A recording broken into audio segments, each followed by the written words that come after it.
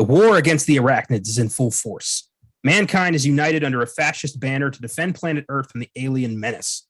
A rich kid from Buenos Aires named Johnny Rico joins up to follow his girlfriend and ends up becoming one of the mobile infantry's greatest heroes in the 1997 action sci-fi cult classic, Starship Troopers. I'm Connor Eyzaguirre. I'm Caleb Leger. And this is Filmgazm.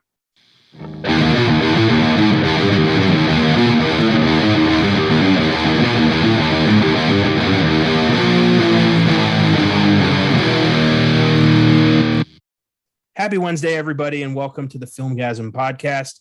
Today's episode comes from the heart. Starship Troopers has been one of my all-time favorites for as long as I can remember, and I am super excited to discuss it today. This is one of the first R-rated films I ever saw, and I saw all the blood and gore and violence, but my mom made me close my eyes during the nude scenes, which I find hilarious today. This is a hyper-violent, crazy-ass war satire that has definitely become a beloved cult classic today, and I'm very happy about that. Caleb, what's your history with this film? I saw it at a buddy's house when I was a kid.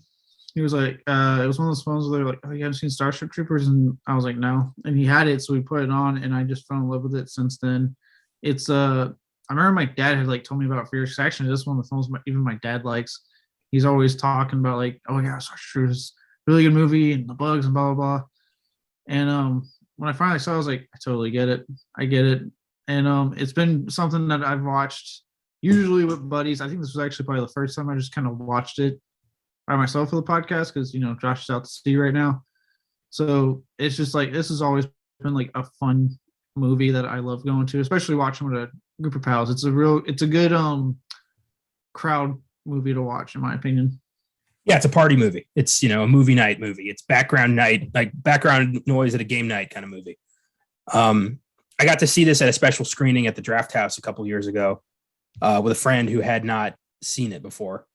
And she went apeshit. She was like, this is awesome. And I was like, this is cool. I've never seen this on the big screen. It was a good time. This is going to be fun. Starship Troopers is based on the 1959 novel by Robert A. Heinlein. It was written as a more straightforward philosophical and moral critique of war, particularly the Cold War. The fascist-leaning military particularly drew criticism, and he was people were like, are you a fascist, Bob? The book's not a satire. It's pretty straightforward, and everyone actually is Hispanic, which is, you know, they're from Buenos Aires. It's not a bunch of white guys. His name is Juan Rico, and Johnny is a nickname. I mean, that makes more sense. I never even thought about it until watching. I was like, yeah, they are in Buenos Aires. I always thought it was just some weird, like, because this takes place in such like an alternate, like, future America. I thought it was like just some weird thing that wasn't really talked about, that a bunch of, you know, white Americans moved to Buenos Aires, because that only makes sense to me. You know, kind of like the film's like take on colonialism, and I thought, well, maybe they're, you know, maybe it could be Verhoeven taking like a stab at that, kind of poking fun of like our need to expand and invade other places. And I thought, maybe that's what they're doing here. Well, I was reading in the trivia, there's a lot of backstory in this film that had to get cut for time. But the intention, I guess, is that in this future, which is supposed to be 2197, I think, North and South America combined into just America. So, or I guess it was taken over by somebody. So in this like neo-fascist future, there's just America, which makes sense. That'll happen. Yeah. I don't know if it's in my lifetime, but that's going to happen. Hopefully I'm dead before that happens. Yeah, me too. Not like randomly, like old age. Let me preface with that. Let me emphasize that, if you will, like old age. Yeah, we're not going to get killed in the purge. We're going to be long dead before the New World government, all that shit, it takes over.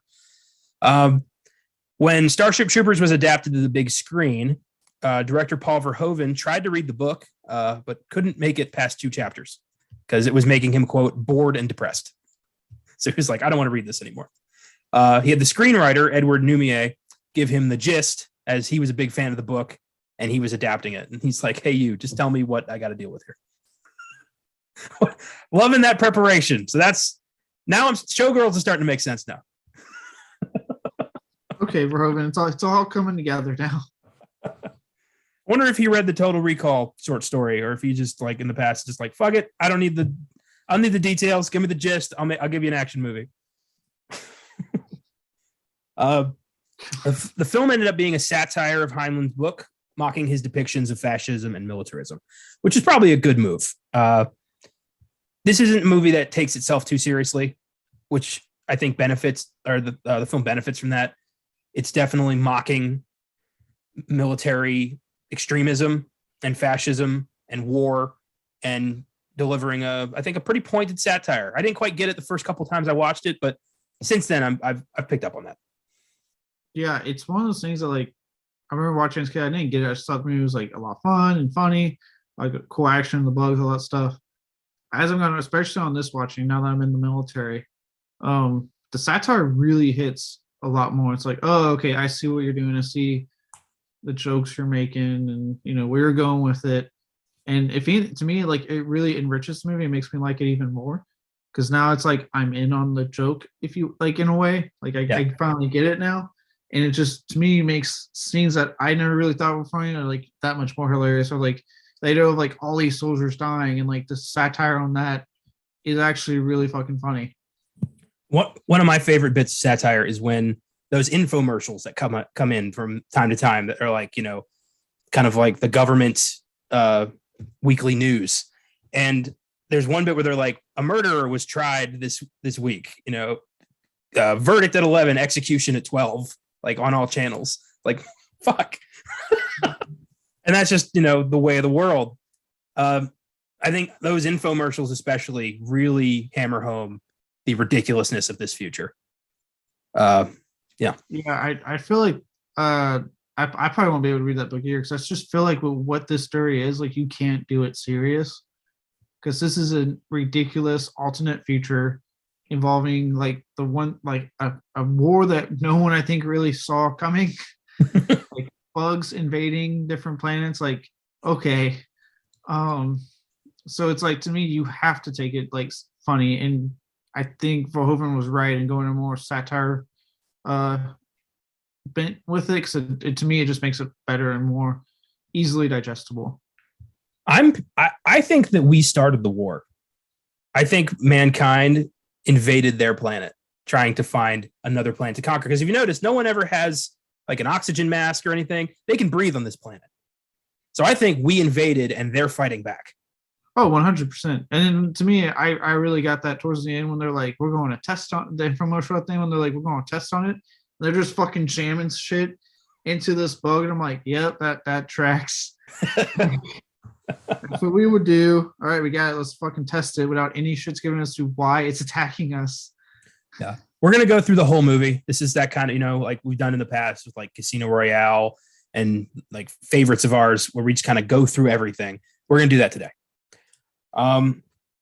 So Paul Verhoeven directed the film. We just talked about him last week on Beyond the Bad, where we did Showgirls, which he also directed. Some of his other films include RoboCop, Total Recall, Basic Instinct, Hollow Man, and Elle, which I've heard is very disturbing. He's a very interesting director, kind of like some all-time classics and some absolute train wrecks. It's there's no middle ground with Verhoeven. No. You see, you really like his movies or really hate them. You know what I mean? Like I know the one we disagree on, Total Recall, because I know we both like this one. We both like RoboCop. We both hate Showgirls. Total Recall, I know we disagree on, and even then, just in our disagreements, not like you think it's fine. I know you like despise the movie, like you don't like it, whereas I love it. So even there, right? It's just like complete two extremes on that movie alone. Where I'm all in on what's presented, you're like, no, I'm good. I just find Total Recall very confusing and hard to grasp because of the constant, like, is he really there? Like, is he not there? What's his real identity? Who's really screwing him here? So you don't get it. That's what I'm hearing.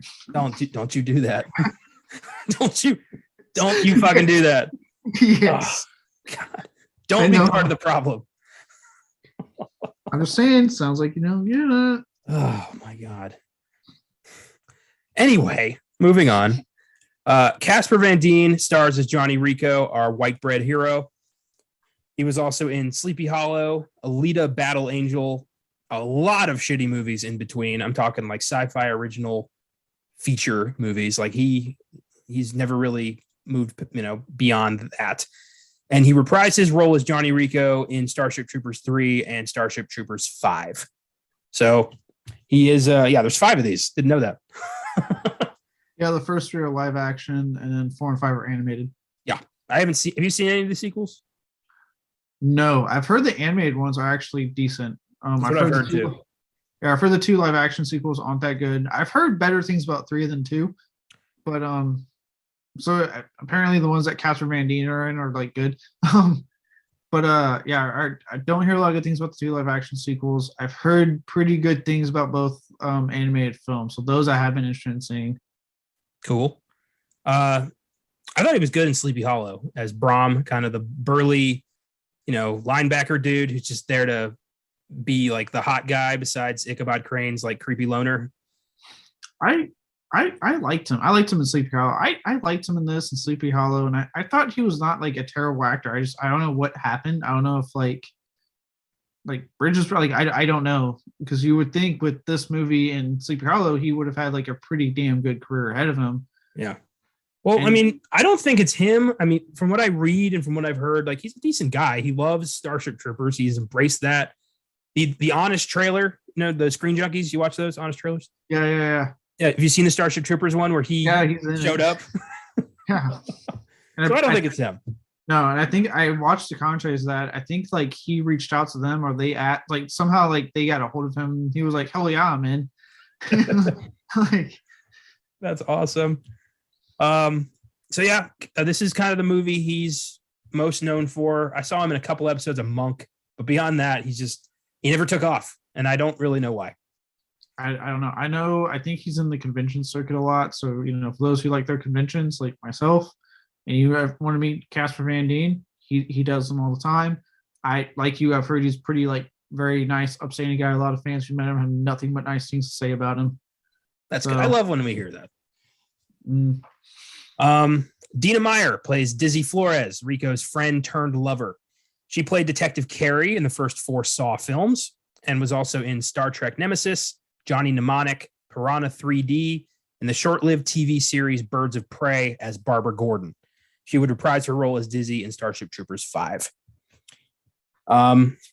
She's fantastic in this. I have a massive crush on Dina Meyer. She's awesome.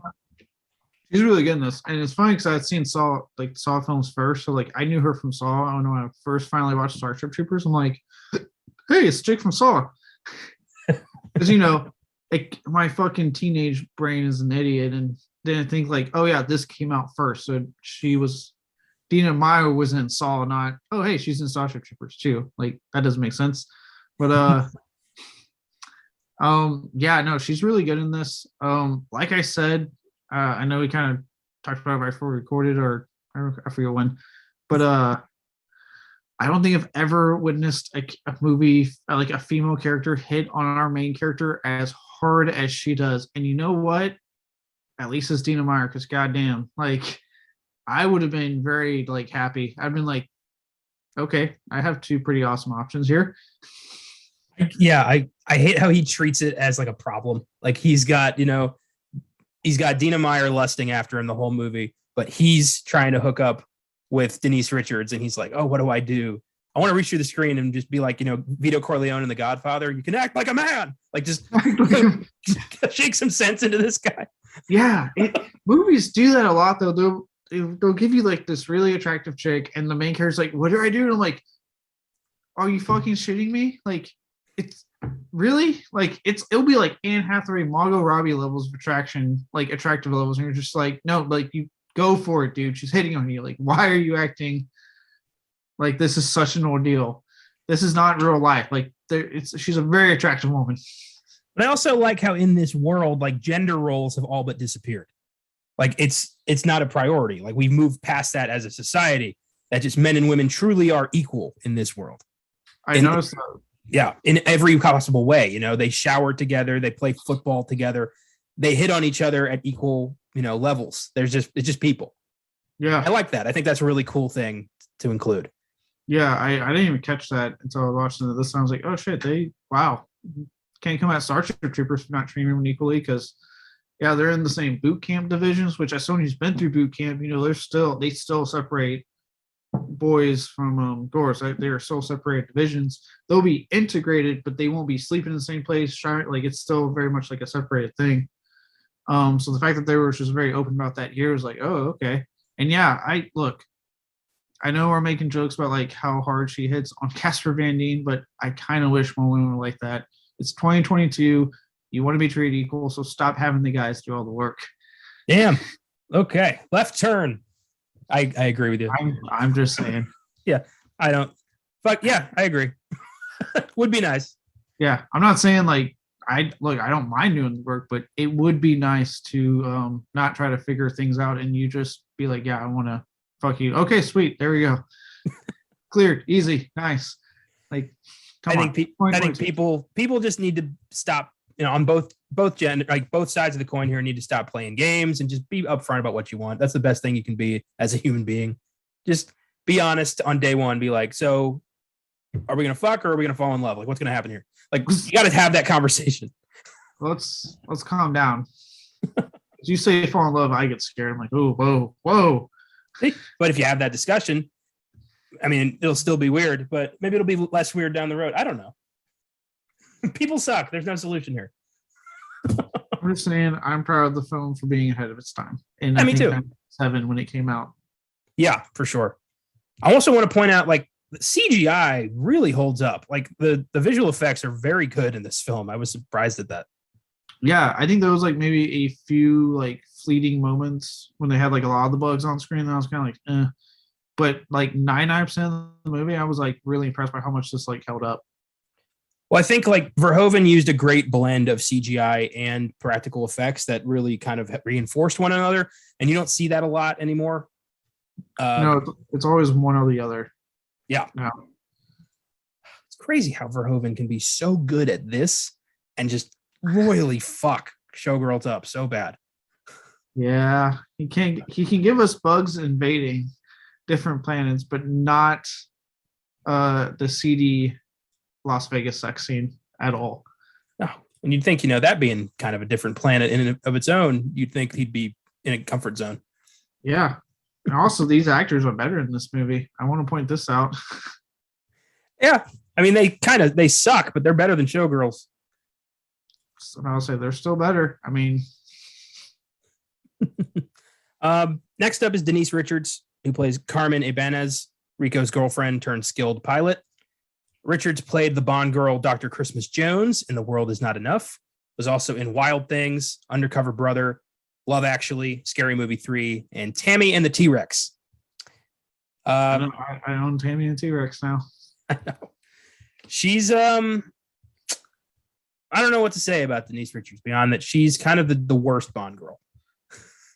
That her character exists only for that stupid ass joke at the end of the movie. Wasn't her name like Holly Goodhead? This was Christmas Jones. Christmas Jones. I was like, it was some stupid name. Yeah. What was that? It was just so Bond can say, I guess I was wrong. I thought Christmas only came once a year. Oh yeah. Jesus Christ. Her movie choices minus Tammy and the T-Rex for me may not always be the best, or in this case, Starship Troopers. But whereas you've had a crush on Nina Meyer for a long time, I've had a crush on her for a long time. I have been I still think she looks amazing. Yeah, I think Charlie Sheen is an absolute fucking idiot because he was married to that, and yet he was so banging hookers. I'm like, no, not you're the idiot, dude. Because dear God, you had Denise Richards. Yeah, I think she's unfortunately more known these days for being like his wife at the time, which is unfortunate. But yeah, like her career had an odd trajectory. She never really. All right, no, fuck it. I'll say it. She's not that good. I mean, she's all right. She was very pretty face, and she had, like I said, she had some good movies. She obviously had her boost with being a Bond girl, and then she had this, and now she's getting more love for Tammy and the T-Rex because of, it's been unearthed and the gore cut has come out and all that good stuff. And yeah, it's just weird because you could tell like she had like a real bright future because she was very much like the attractive girl they can put in all these films to get guys in seats for sure. and she just never really took off. She got married to Charlie Sheen.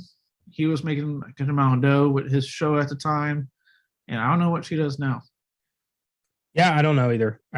You see her pop up from time to time, but that's kind of it.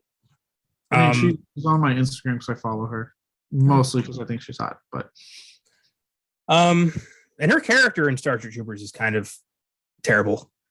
I mean, the way she kind of emotionally manipulates Rico, falls, and then hooks up with the pilot guy. You're not really rooting for her. I mean, say what you want about Diz, she is constantly in Rico's corner. I'm about to say, Diz makes it very known what she wants, and she doesn't waver. So I kind of commend her. Yeah, but even when Rico makes it clear like he's not interested, she's still his like super loyal friend and backs him up, which I love. Yeah. Like she's a good person. Yeah, but I always thought a part of her knew like, I'll get this eventually, and she wasn't wrong. Like that pilot bitch is gonna fuck this up. I know it. Like she's just waiting. Yeah, she wasn't wrong. Even Mike Ironside looked at him like, dude, go in that tent right now. I love that when he's like, come on, you want some advice? Get on that. Yeah. Like, come on. I shouldn't have to tell you this, Rico. Yeah, like, come on, Rico. We're men here. I love when he just randomly like breaks out a keg. The whole scene is so funny to me. I love when he pops in the tent, and as if he forgot who he told Rico just to fuck earlier, he's like, who's in here with you, Rico? And she turns on, he's like, okay, make it 20. Is he the best CO fucking ever? Yeah. Oh, yeah. Because I love the response when they're like 20 and he looks there, he's like, I can make that work. I'm like, yeah, you can. You make that work. Skip the full play. Go straight to it, buddy. Just fucking get to it. The foreplay has been going on for years, let's be honest. Mostly by her. Yeah. She's ready. She Next was up. Wet before they got into the tent. Oh my God. You like that? Jesus. Jake Busey plays Ace Levy, Rico's best friend. Jake is the son of character actor Gary Busey, and it's insanely clear. I mean, they look identical. The genes in that family are strong. Crazy. Yeah, but I mean, Jake Busey, I like Jake Busey a lot, and he is so goddamn entertaining in this movie. I think he's actually, honestly, like one of the best parts of this entire film in the cast. I stand by that statement. Oh my! Jake Busey is hilarious because he's kind of a fuck up, but also he's a good soldier. My one thing I wish at the end, when Seth Gilliam sacrifices himself, that should have been Jake Busey. It would have been much more powerful. Would have made more sense.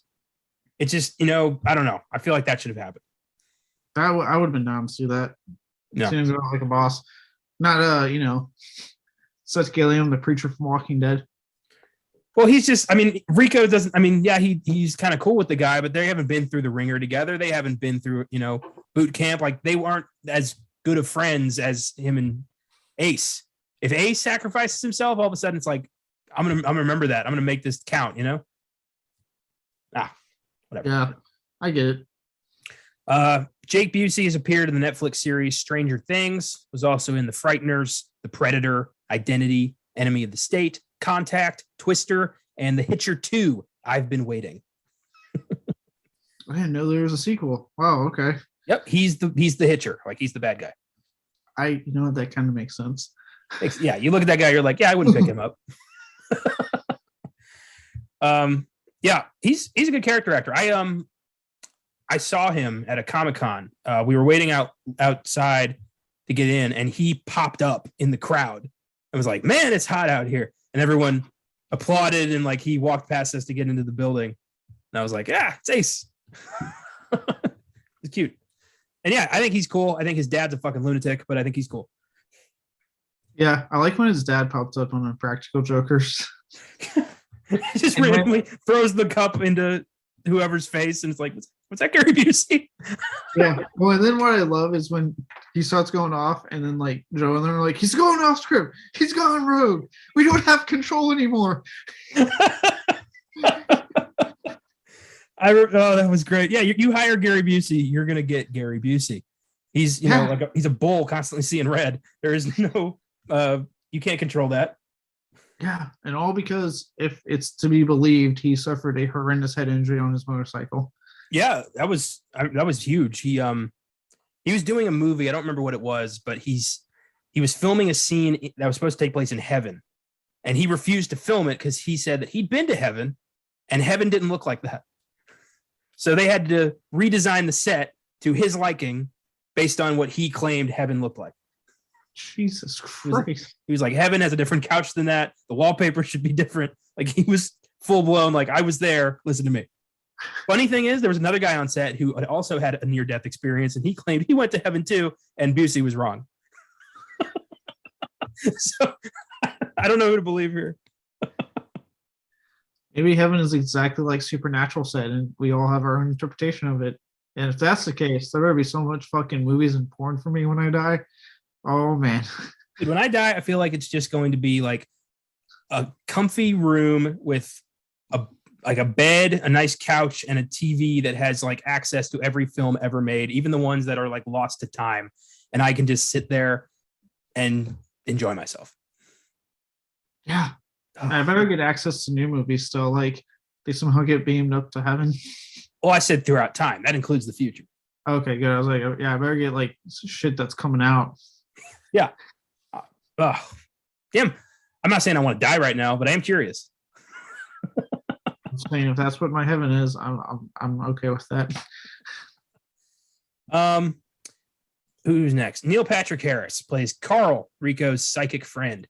Harris became famous as a kid for his role in the TV series Doogie Howser, MD, later starred in the sitcom How I Met Your Mother. He was also in the Harold and Kumar series, The Muppets, A Million Ways to Die in the West, and The Matrix Resurrections. And I read that the officers' uniforms in this film are intended to look kind of Nazi-esque. And when he put on his colonel uniform, they called him Doogie Himmler.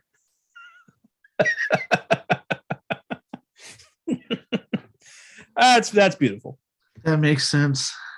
I can see that. I can see that with their costumes, like especially his. It looks like the World War II Nazi like officer uniforms. Yeah, big time. Personally, look, I actually really like NPH in this movie, but I still stand that my favorite NPH role is his parts as himself in the Harold and Kumar films. Those are so fucking funny. Yeah, nothing's ever gonna beat that. It's so fun. I love that he did that to kind of escape this like Doogie Howser mentality that everyone had him typecast as. He was like, I'm gonna be as raunchy and insane as possible so people can see me in a new light. And he went there. That was funny as hell. I love when he's like stoned off his ass trying to talk to the cop, and there's like a unicorn behind the cop coming up to the car. He's just trying to keep it together. I think my favorite was in the third one when they start even making like poking fun at him being gay in real life, and the chick's like, I thought you were gay, and he's like, yeah, gay for that pussy, and she fucking kicks him in the face. I love the implication that he's pretending to be gay so he can bang chicks. That's hilarious. I love that he gets killed in the second one and then just like comes back in part 3. Yeah. Nobody cares. No one gives a shit because you have to have NPH in these films. Way better role than the one that everyone fucking loves, because I don't get the love for this show, but I did not like him in How I Met Your Mother, especially because to me, if you want to talk about characters that are problematic here, folks, and you want to pick and choose who's problematic, apparently, how did he not get called out at all nowadays? He's a character. Like, they're not going to go after Neil Patrick Harris. He's a character. I know, but I'm just saying, like, his character, like, I am surprised of all the dumb shit people are called movies and TVs out for, like, somehow his just creepy, womanizing, like, beyond sleazy womanizing ways have not gotten touched in that show. I don't know. I never watched How I Met Your Mother. I'm beyond like Frasier. I really don't care for sitcoms with laugh tracks. I don't like off most of the time. They're not funny. Just wow. You just said you don't like How I Met Your Mother. No, but I still like some sitcoms with laugh tracks. Like what? Not all. I like Big Bang Theory. Holliston, you fucking heathen, that you didn't actually really give a chance. I fucking despise the Big Bang Theory. I don't understand why anybody finds that funny. I thought it was funny. Good for you. Keep it to yourself. Yeah. Holliston was funny, Okay. but you didn't want to give it a chance because I did give it I watched one episode. That's what you do. And I was like, I don't like this. That is the chance. It's because you didn't get it. That's the problem. Fuck you 100 times. You clearly needed to give it a second chance and actually get the horror references. Thank you. When it comes to sitcoms with laugh tracks, I like Frasier. I like Third Rock from the Sun. I can deal with like Cheers, but that's about it. What's wrong with you? I like to laugh on my own. I don't like being told when to laugh. You don't have to laugh when they laugh. Well, it's just not funny. It's only being told if you actually like feel the. I don't think they're funny. To laugh. I don't think they're funny. I don't think The Big Bang Theory, How I Met Your Mother, Friends. I don't think they're funny. That 70s show, you fucking bastard. Okay, all right. I forgot about that one. That one's funny. I'll give you that 70s show. But like in small doses. I can't have a marathon. Oh my God. Okay. We're not the same person, Caleb. We have different things. We have different likes and dislikes. You need to accept that. No. No, I won't. Jesus Christ. I'm going to hear about fucking Holliston for the rest of my life. Yeah, because you should have liked it. Damn it. Oh, I didn't like NPH in The Matrix. I don't know why they cast him as the bad guy. But then again, nothing else worked in that movie anyway. I'll say I don't really like. He didn't bother me. I actually thought he was the only one that was trying in the whole movie, or at least one of the few people that was trying in the whole movie. But it's just his character was weird. I didn't really feel like his character was needed. True. Well, what do you think of him as the psychic friend in Starship Troopers? I like it. You know, it's a weird role. It's early in PH. So this is like, I want to say like fresh off Doogie Howser. Yeah. So like for a post, like, you know, Doogie Howser role, like I liked it. I thought you did fine. You could definitely tell that like, yeah, there is like talent beyond, you know, that show for this guy. I just think it's odd that there's even like psychic abilities in this movie, but somehow it all comes together. This movie introduces so much shit that just somehow all comes together. Unlike Showgirls. Yeah, Showgirls just, you know, came on its own. But this movie is everything works. I don't understand it. Like the terrible acting, the psychic things, the bugs, the fascism, it all meshes together to make a very good movie. You would never think, like on their own, it all sounds like absolutely batshit crazy. But together, it's a classic. It's one of the best films of all time. I'll stand by that. I put it in my notes. I was like, satire, gore, and action all work perfectly together. And then right below that, I put like cast is amazing. So I'm like, they do good what they're supposed to do for this movie. It's true. It's very true. Next up, Patrick Muldoon is Xander, the pilot douche who steals Carmen's heart. He was in the soap opera Days of Our Lives before landing the role in Starship Troopers, and then he went back to Days of Our Lives because he didn't really get a boost from this. He was also in Melrose Place for about 35 episodes. He was in Stigmata. He produced The Card Counter, and he was in a lot of movies I've never heard of. So if anybody didn't have a post-film career, it was him. Yeah, he's played such a douchebag in this movie. Like, I fucking hate his character so. An absolute piece of shit from day one. All's fair in love and war. Fuck you. Yeah, anytime a guy says that, you better have some fucking a strong relationship with your girl, guys. I'm gonna say that right now, because if you don't, that's the guy that's fucking you're gonna walk in on one day. I'm just saying. Well, he like manipulates the law, like the flight log, so he ends up being her teacher. I mean, it's really like it's a stalker move, but she finds it charming. Yeah, they bang. It's implied they bang. It's heavily implied. They 100% bang. But hey, you know, at least we get to see him get his brain sucked out. Honestly, he gets like, to me, for some reason, like the most painful looking death to this day. He earned it. He earned that death. Oh yeah, absolutely. I was so happy to see that happen. I was like, oh thank God. Did the fight when he like picks the fight, he's like, let's disregard rank. Like he really wants to kick Rico's ass in front of everybody. And then like, he's the worst person. He really is. And Rico, I love how Rico constantly bests him every time. Like at the football game during that fight, like constantly one-ups him. No hard feelings? Not at all. We won. Oh, Rico, the best. I'd follow you into hell, man. I would. I'd follow him. I'd be terrified shitless because a lot of people die, but I'd follow him. Yeah. Well, not on his watch, except for that one time at the beginning. But throughout the rest of the movie, when he's in charge, things go pretty good. Yeah. Finally, character actor Michael Ironside plays Lieutenant Ratchek, Rico's commanding officer and history teacher. Ironside is a goddamn legend who has appeared in such films as Total Recall, Scanners, Top Gun, The Perfect Storm, and Nobody. He also voiced Darkseid on the Justice League cartoon, which is where I first heard of him. And I fucking love Michael Ironside. This guy brings a strength and brutality to like every role he's ever done. I just believe this guy has done it all. Yeah, I really like Michael Ironside a lot. Still a little worried about his state of weight, if you will.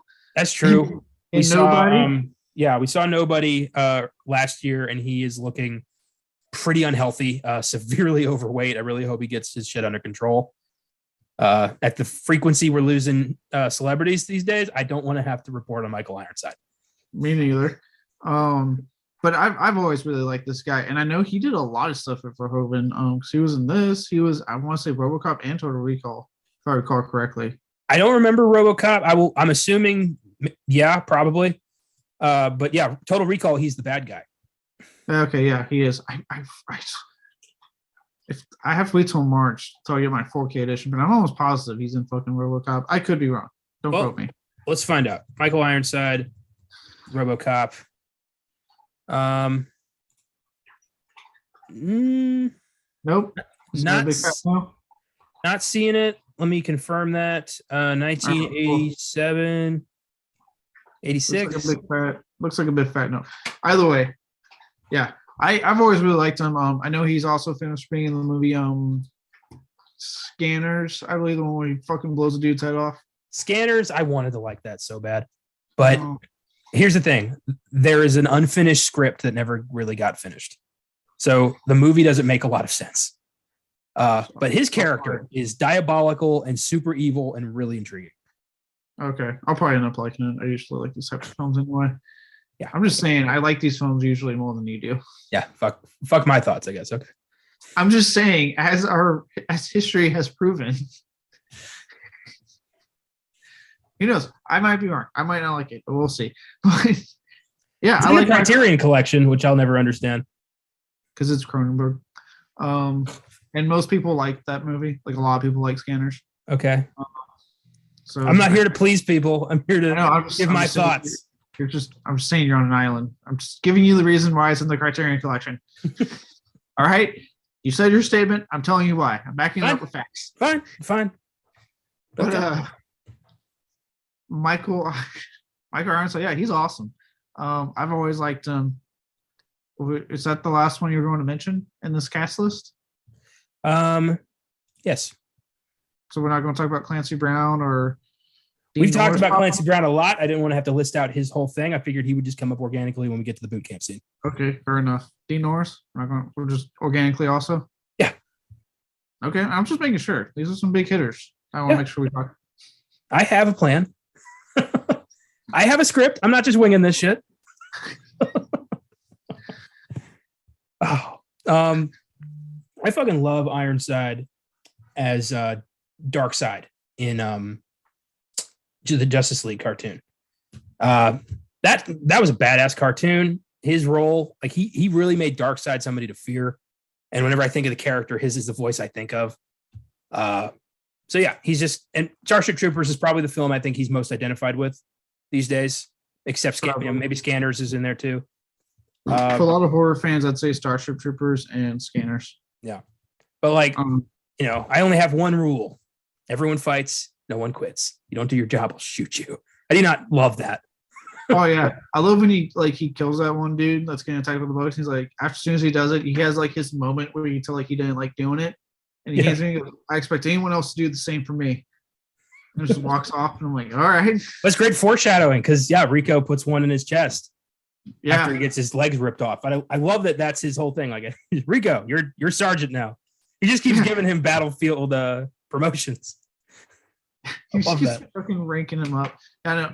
It doesn't surprise me Ironside got like the role to voice Darkseid because he has a very distinctive voice, in my opinion. Like when you hear his voice, you know it's him. That's why I remember when I was watching Nobody and I heard his voice, I was like, holy shit, that's Ironside. Because I had in my head what he was going to look like. So I'm so used to seeing him for years, it's the same way. And then when I saw it, I was like, yeah. Oh, well, that's his voice. So that's Ironside. Oof. What was I gonna say? In The Flash, where he played Captain Cold's dad. Remember that? Oh yeah. I remember that was a really cool episode because we got to kind of learn how Snart became an asshole. His dad's a crazy person. Like Ironside just brings, a cool strength to everything he's a part of. Yeah, he's one of those actors that he's really good at commanding the screen. Hell yeah. Starship Troopers has an IMDb score of 7.2, Rotten Tomatoes score of 66%. It grossed $121 million on a budget of $105 million, so not a huge hit, regrettably. It was nominated for one Oscar for Best Visual Effects, which it lost to Titanic. Fuck you, James Cameron. Fuck you.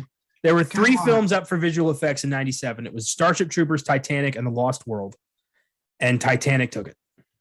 Look, that should have gone to here. This movie or fucking Lost World. Those are actual fucking visual effects. Fuck you, Titanic. Fuck you, James Cameron. I fucking despise Titanic because that to me is when James Cameron stopped caring about telling a riveting story with really awesome special effects and only cared about special effects.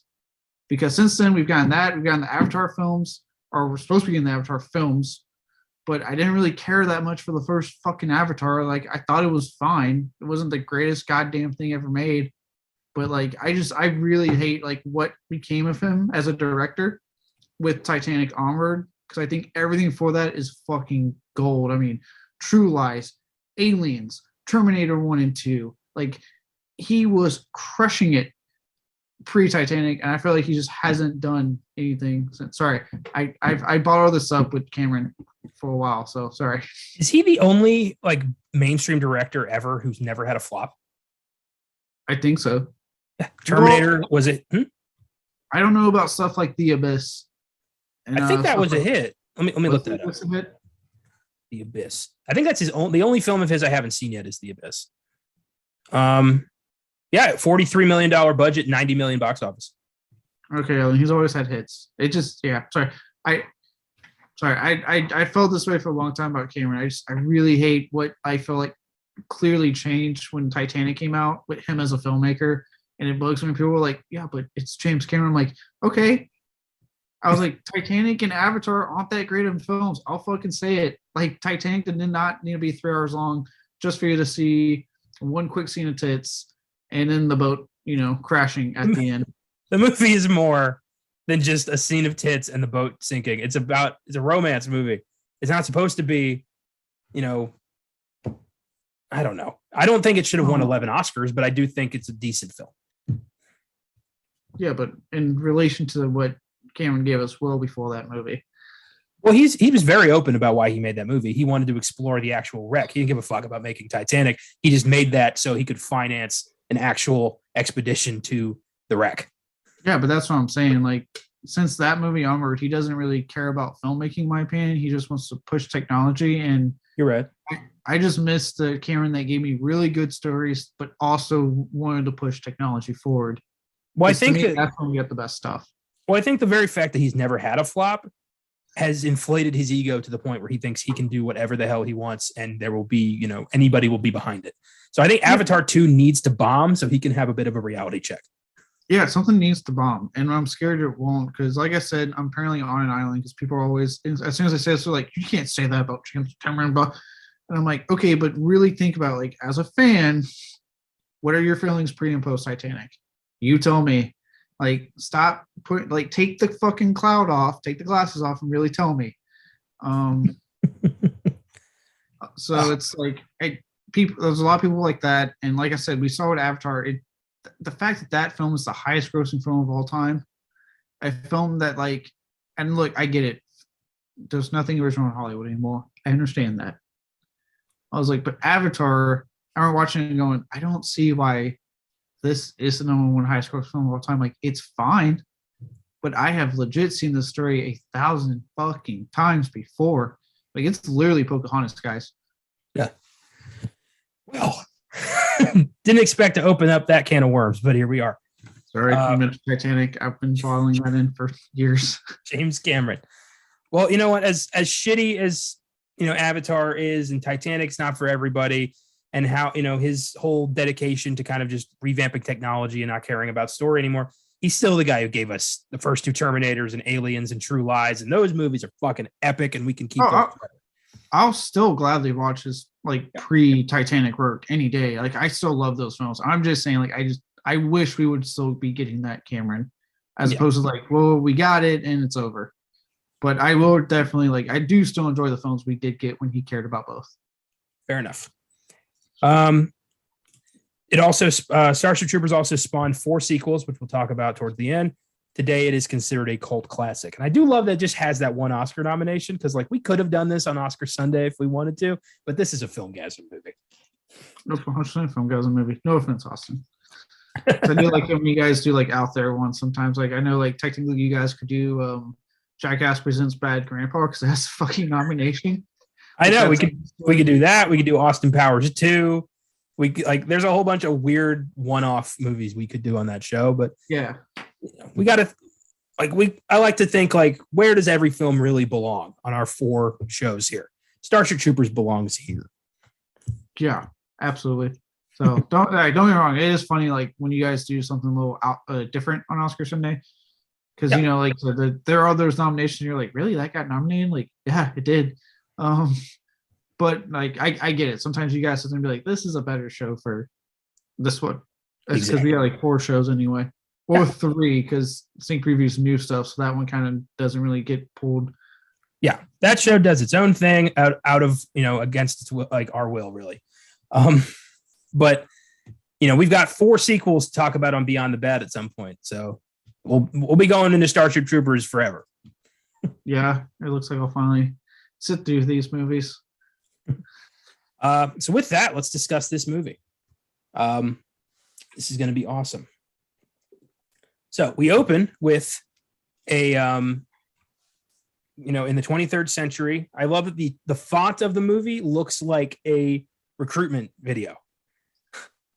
It starts out with, a recruitment video straight up, join the infantry, service guarantees citizenship. I'm doing my part. Are you, it starts out to let you know, this is the weirdo triumph of the will future everyone's living in now. And that's cool. And also we get to see the newsreel of the invasion of Klendathu, which is where the bugs are from. And we see Rico fucking bite it before we know who he is. That's ballsy. Yeah, I like how this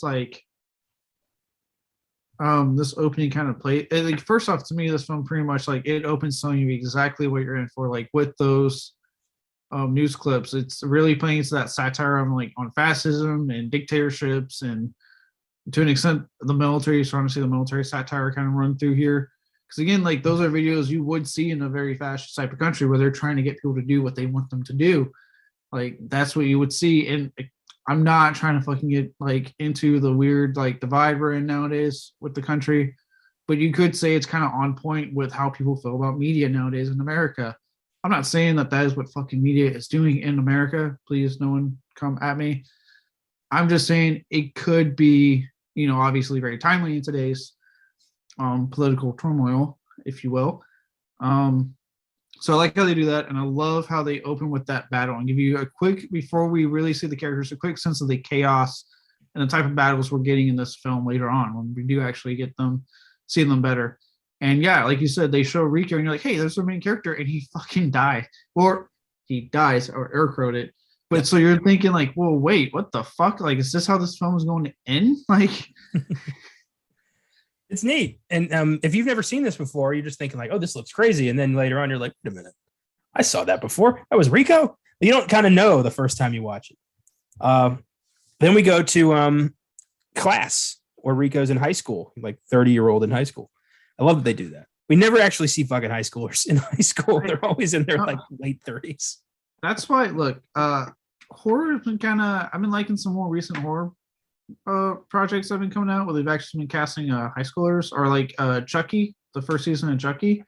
They cast age appropriate middle schoolers. Like, it was so fucking refreshing to see like the main character be like someone that I'm like, yeah, he's definitely in middle school, especially because like part of the plotline for that show, you know, with Don Mancini being a gay man, is exploring like coming to terms with your sexuality and your first like career love as a gay man.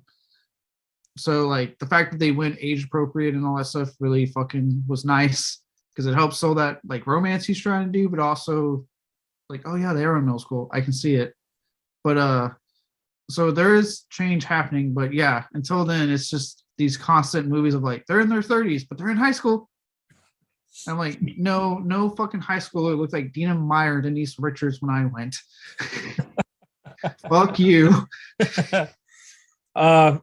Through Ratchek's lecture, we learn about how democracy failed and the veterans took control of the government. And now we live in this idyllic future where only citizens who join up for the military, they're the only ones who are allowed to vote. And civilians are not given certain freedoms that citizens are given. And I'm like, they're glossing over a lot of heavy shit right now. Like, what is this world? Are these the good guys or what? Well, and again, this is why it's talking about, like, it's kind of weird to me how like relevant this film is now. Because again, there's a lot of like super like crazy like horror right conspiracy theorists about a lot of what this film talks about. Yeah, I get it. I mean, if you look into the script of this thing, this is not a good world. This is, Nazi Germany 100 years in the future. Yeah, but apparently everyone's happy with it. Apparently, yeah. I mean, I wonder who had to get thrown under the bus for this world to survive. They went after an ethnic group. They always do. Yeah, probably. I also think it's interesting that every adult in this film has a severe injury except for Rico's parents. Because they're rich. They're civilians. Yeah, and they're very opposed to him joining the war, which I think is an interesting thing they keep doing. And again, you could probably read into that more about how, like, the rich parents don't want their kid doing that because, the rich don't go fight wars. They stay hiding in their mansions. Yep. And the only reason he wants to join up is because, Carmen's joining up and he doesn't want to leave her. That's the whole reason he's doing this. It's got nothing to do with citizenship. It's got nothing to do with being his own man. He just can't live without Carmen. He just really needs his Carmen. Yeah. Even though Diz is hitting on him so goddamn hard. It's like, dude. Well, then she follows him for the same reasons. So like everyone kind of needs the infantry to kind of learn like who they are as a person, which is good. That's a typical military movie trope. Yeah, well, and it's very reflective of how the military actually is. There's a lot of people who join to kind of figure themselves out more that may not have the money for college, or they don't necessarily want to keep working odd-end jobs until they finally get one they like, right? Yeah. So they'll do the military to like find themselves. So it is like very reflective, not just of like obviously a very big time movie trope, but also like real life. One of my favorite scenes in that vein is the shower scene where they're all talking about why they're here. And you hear shit like, I want to have kids, but you can't get a license unless you serve. Like, you gotta get a license to have children in this world, which might not be a bad idea. I was like, honestly, I'm kind of, after seeing Idiocracy and whatnot, I think that's an okay thing. Your hands off my junk. It's one of my favorite at the beginning when they're talking about Cleavon and his like endless stream of kids. Anyway, yeah, there's that. And then like one guy's a writer, one guy just wants to see the galaxy. Like, this is what you have to do to be somebody. in this world is you have to join up and you have to give your life to fighting the alien menace. If you're not going to give your life, you're going to give an arm or a leg.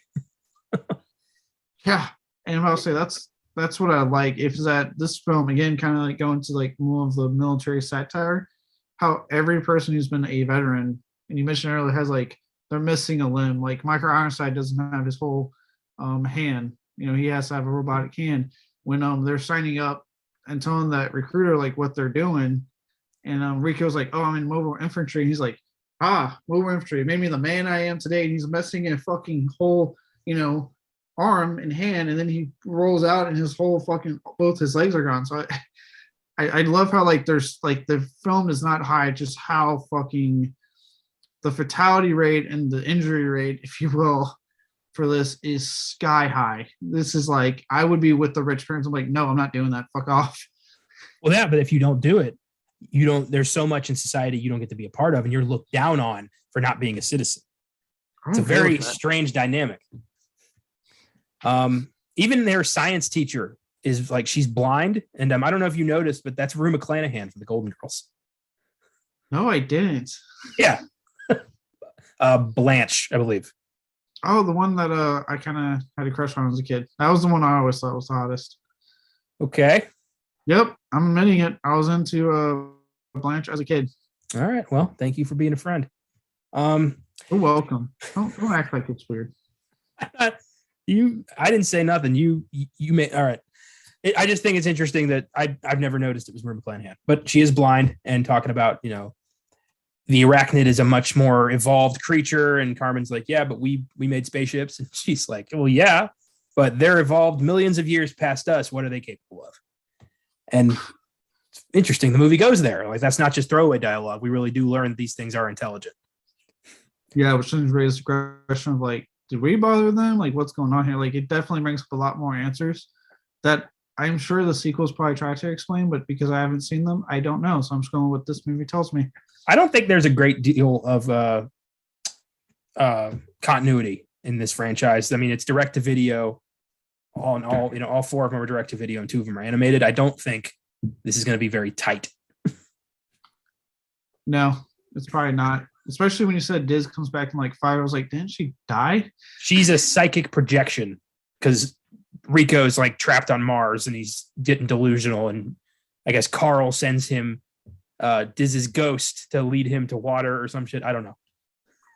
Okay. Nobody said it was going to make sense. So big party tonight after the football game where we meet Xander, who immediately starts hitting on Carmen, and Carmen hits is flirting with him in front of Rico. And Rico's like, hey dude, she's mine. And he's like, oh yeah, not for long. Yeah, and that's why I was like, Rico, she's openly hitting on this douchebag. Like, just get the one that wants you so badly. Because guess what? If she wants you that bad, she probably ain't going to cheat on you, dude. Like, I can't express, like, if a woman, look, guys, a few notches of them just being absolutely crazy, if they're hitting on you that hard, that means, like, you're getting a good chance you're going to get yourself a faithful one there. And you don't have to ever worry about anything because she clearly just wants you. So you should go for it. Be cautious, make sure I'm not crazy, but go for it. That's good advice. So they win the football game and they go to the big party. Xander's at the fucking party too, which is weird because I don't think he goes to their school. I don't think so. I feel like he just wants to keep popping up because he's determined to take Carmen. Yeah, it's a crazy level of determination on this guy's part. Kind of scary. Yeah, but Carmen finds it charming, as we said. Diz dances with Rico, and Rico's like, "Come on, girl, it's not gonna happen. Let's just be friends." And she's like, "All right, I can wait." All right. Every time he's just like, "Stop it," and it's almost like she was like in her head, she's like, "All right. Hard to get. I'll wait a little bit longer." I just watched The Shawshank Redemption for Oscar Sunday, so I was just thinking of Boggs when you said hard to get, and I'm like, oh, that's not what I want to associate with this relationship. Jesus. Um, it's implied that Rico and Carmen bang, so good for them. And we met Carl, but we see that he's a psychic in training. Okay. And he's trying to test Rico's like psychic ability, and he convinces a ferret to go attack his mother. It's a weird scene that does have an odd sort of payoff towards the end of the movie. I do That's like the thing. Everything there's no loose ends. Even the weird shit does come back into play later. Yeah, I do like how when he does that, you can hear his mom yelling in like the background. So there's a little payoff there, and you're like, oh, okay. Yeah. Rico enlists, and his parents are like, "You are going to Harvard," and that is the end of this discussion. And he's like, "It's my decision." He's like, "Oh yeah," it's a typical, rich kid versus rich parents discussion. They mentioned Zegama Beach. You're not getting your trust fund now, mister. You are cut off. Ah. But you can see, like, it's not anger in his dad's face. It's fear. It's like, I don't want him to die. And it's a great performance on his dad's part. Like, you buy the fact, like, he's really trying to hide the fact that he is so terrified for his son's life. Yeah, because, again, like, you're seeing, you're either going to die or lose a limb. And the percentage for that is high, as we see throughout the film. So it's like, it's almost astonishing if you're one of those that gets through it unscathed, like Rico does somehow. Yeah, even after getting like his knee impaled and like healing in a tank, he's fine. Like, where's that tank for everybody else? Where's the flesh recreator on the guys who got their arms and legs cut off? Nope, they just get cool metal arms. That's it. If I was one of the wounded guys and I saw some asshole getting treated in a tank, I'd be like, I want the tank treatment. What's going on over there? I'd fight for that shit. I'd be like, excuse me, sir. Take me to the tank. I want the tank. Be holding up my fucking severed arm. Like, nope. I have my arm right here. You can reattach it. I can see them building. They're cleaning his hole out over there. Give me the same, please. I'm holding the arm. I'll put it on myself. I'll attack. It'll hurt, but I'll do it. I just want you to put me in that tank. You know what I think? I think the tank is reserved for officers. And because Ratchik found Rico, he pulled rank to get him in there. As someone who is in the military, I can truthfully say you're part of the right and wouldn't surprise me. Do you consider this a war movie? I'm curious. Yes and no. I think the film does have plenty of social satire in relation to war and the military and like Verhoeven's thoughts on it. But it does so much more than just that I feel like it's a war movie and more in a way. Okay. I agree. Boot camp. This is like one of my favorite sequences. It's great. And who better to be our futuristic drill sergeant than Mr. Krabs himself, Clancy Brown? Every time I hear his voice, I get happy. I'm like, oh, this movie just got a lot better. Oh, he's awesome. I know we're getting to it, but when he fucking like tells them like, who wants to not take me down? And he breaks that dude's fucking arm. I'm like, Jesus Christ, even boot camp is dangerous. I love that he's constantly yelling, medic! Like for all the people he maims. Yeah, which, in case anyone's worried, for those who want to join the military, that doesn't happen to boot camp anymore. They're not allowed to touch you anymore. Oh yeah, it's kind of counterproductive to break your cadets' arms. Yeah. I don't think we needed to be told that, but thank you. I'm saying, because they used to be like what you saw in Full Metal Jacket. They used to be able to do. They could punch the shit out of you and everything. Does he punch anybody? Does Gunnery Sergeant Harmon actually like attack them at any point? No, he just maims them when they ask a dumb question or he gives up the challenge anyway. True. Because I love the dude's response when he's like, when he asks him like, "Is there anything wrong?" He's like, "Sir, no, sir, but I think my arm is broken, sir." That guy had some killer composure. I mean, hold on. I mean, that thing got snapped in half. He fucked it up. Yeah, Jesus. He almost choked out fucking Diz. I was like, God damn. Yeah. Oh, Diz takes a punch at him. Like she gets closer to taking him down, and she's only there because she wanted to follow Rico. She won't admit it, but that's why she's there. And that's when we meet Ace, who tries to cut in line in Chow. And Rico's like, get the back of the line. He's like, I guess you and me could be friends. Everyone should have a friend like me. I love it. I love how if you pay attention, you can see Ken Lester in the background staring down. So that you can kind of tell that's why Ace calmed down, because it's like, if you keep this up, you're going to get fucked up by him, and you don't want to get fucked up by him. Well, I noticed that. He's being nice and giving them a chance to work it out themselves. Well, Zim is constantly kind of keeping his eye on Rico. He sees potential in Rico, and that comes up a lot throughout. That's why, like, when he gets the lashes, he tells him to bite down. He's like, "Trust me, kid. I know." Like, he sees a lot of himself in Rico, I bet. Yeah, talk about like the scene that still kind of gets me, because it's like this futuristic setting and they're lashing. I'm sure we'll get to why what happens leads to the scene, but like it always takes me. I like how they got away with like doing a scene where like future, but they're still lashing military members or cadets that do something wrong. Fascism. You gotta, when somebody fucks up, you gotta make an example out of them. That's what happens in a fascist society. They're either disappeared or they're lashed. Yeah, it's fucked up, but makes sense. And Dad even said something earlier, like, I'd rather take 10 lashes in public square than see you ruin your life. So, like, this is a common practice, not just in the military, but apparently in just society. Yeah. Crazy. So Rico wins the squad leader position after beating everybody in laser tag. And that's an oversimplification, but that's always what I've seen it as. And then when he gets made squad leader, they make he gets is that after Carmen sends him the Dear John letter? Yeah. That's why his head's not in the game. Yeah, because he gets I love in that Dear John letter when like Ace and him like, you don't get a fine piece of that like that, Rico. Like they're just giving him shit. And then as it's clearly becoming a breakup thing, you see in the back going, we need to get out of here. I love that. They're just like, they start retreating. Yeah. Like, oh God, we need to give him space. Yeah, that was great. So with that in mind, Rico's not in the best headspace. So when he gets put in charge of the squad, when they have live ammo, he gets a guy killed.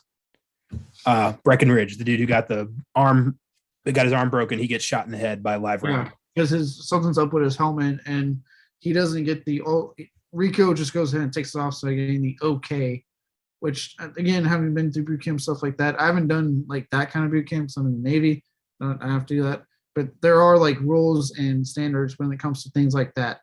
Because obviously you're talking about potentially taking away someone's life, which in this case it did. It took away someone's life.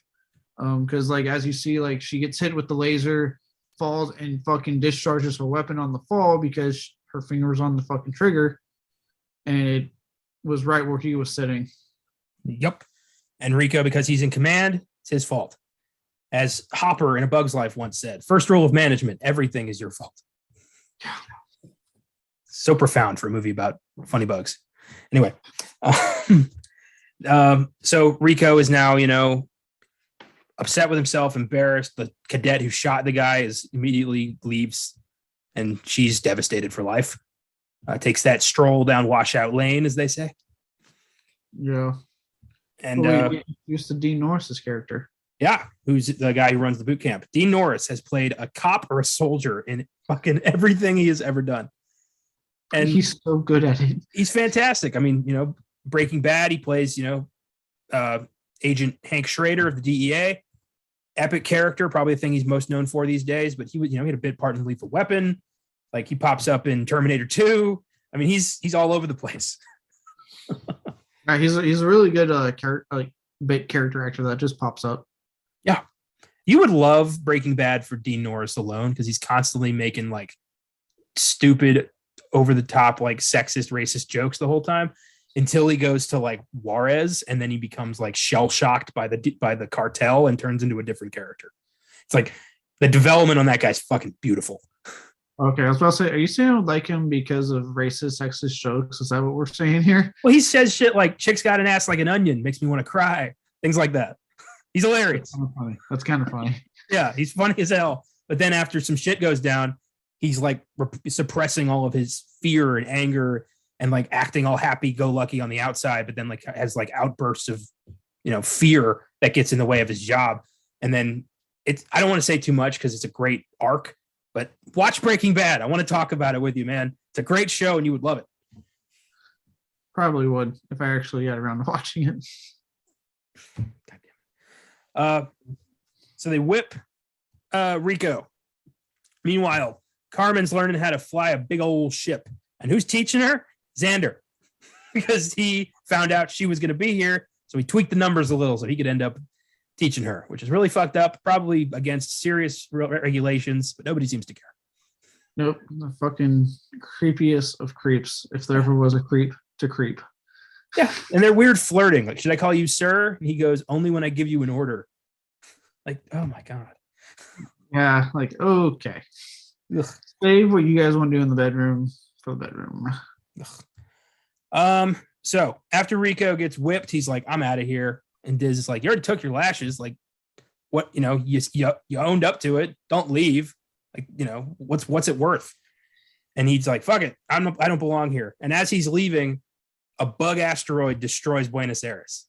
Which I like the lead up to that one because he gets that message from his parents. Yeah. And I love the ominous tone it takes as they're finally being like, we're proud of you. And he's telling them like, hey, I didn't make it. And his dad's like, hey, it's fine. Just come home. It's all good. And you can tell there's like a real moment of like, it doesn't matter. We're just happier, come back and you're alive, blah, blah, blah. And then they make that quick little, what seems at first like a throwaway line. If you're not paying attention, they're like, what's going on with the sky? Looks like it's going to rain. And if you're paying, you're like, oh shit. Because you can kind of almost hear noises in the background of the video. If you really like, you got a good sound system going on, you can hear it and you're like, oh shit. And then, yep, as they're leaving, you can see that, yeah, they got swarmed. Buenos Aires got attacked. Well, I love the lead up with that video. That too. I love the way that Rico realizes it. As he's walking out of the building, all of a sudden, everybody starts running the other direction. And he's like, what the hell happened? And then he follows them and it's, Buenos Aires has been destroyed. Everyone's dead. What a fucking wake up call. Yeah. And I agree with Diz. I'm like, dude, you admitted to it. You got your lashings. Like, don't give up. Like, yeah, I get it. Like that. I can't imagine living with that, especially in boot camp where everything's supposed to be safe and simulated. And, you don't face death until after. But come on, man, don't do it. Yeah. Well, she tells him straight up, like, if you leave, you're only proving one thing, that you don't have what it takes. And it's a good point, like at this point, what's there left to lose? And then he tells Dean Norris straight up, like, I don't want to, my whole family was there. I can't leave. Like, I need to do something. I love Clancy Brown just like, is this your signature? Doesn't look like it to me. Just rips it up. Yeah. I love that whole scene. Like when Dean Norris is just dead set and like no, you've signed your page, whatever. It's we have something like that in the military where you sign a thing and you get out. But you sign your whatever, you're done. Like you did what you did and that's your decision, you're done. And then like, he said on it, but then when Rico tells him like my family was in Buenos Aires, you see for a second in his eyes, like shit, like, I didn't know that was the case. And you can tell even he's thinking like, okay, maybe, we can. And then, that's when Clancy Brown comes in with his, is this your signature, Rico? Sir, yes, sir. Doesn't look like it's me and just rips it up in front of him. Well, at first he looks at Dean Norris and Norris just turns around. Like, I didn't see nothing. Yep. Yeah. And it's like, great, carry on, Private. And he goes, and I love that little conversation where Zim wants combat, but he's like, only way you're going to have combat is if you bust yourself down to Private. And then later on, he fucking did. Yeah. And he's the one that actually helped save the day. I know. Just every little moment of this movie is important. It's God, that guy, Ed something, Numier, great script, like well done, man. So now that Buenos Aires has been attacked, all of a sudden, invasion is imminent. Earth is pissed. So they go to war. They go to Clendathu, they land, and shit goes south fast. Nobody was preparing for it. The bugs were way too like organized than they thought, way more organized than they thought. Almost everyone dies. The casualty rate is like 90%. Yeah. Fucking crazy. Again, I do wonder if that was like a nice little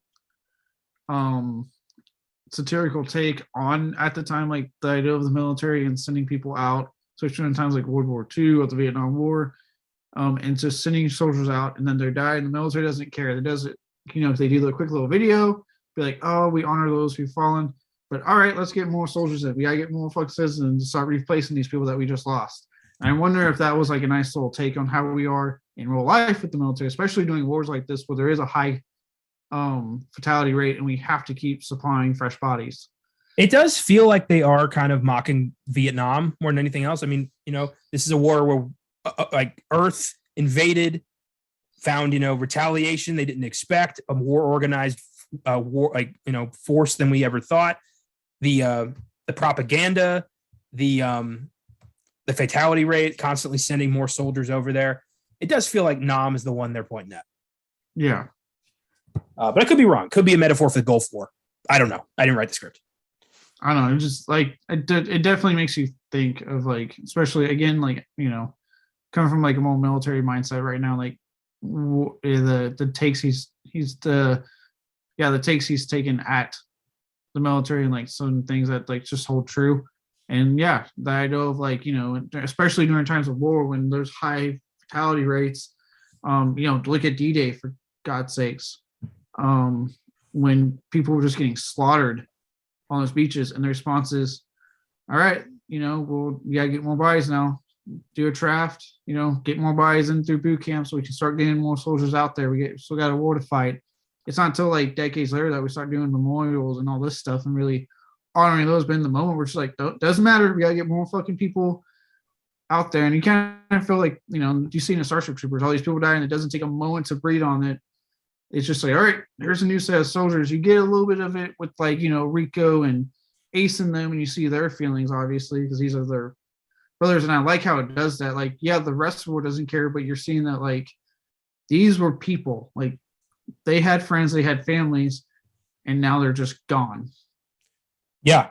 Well, this is war is always it's hell. And you see it through the eyes of the soldiers in films like this.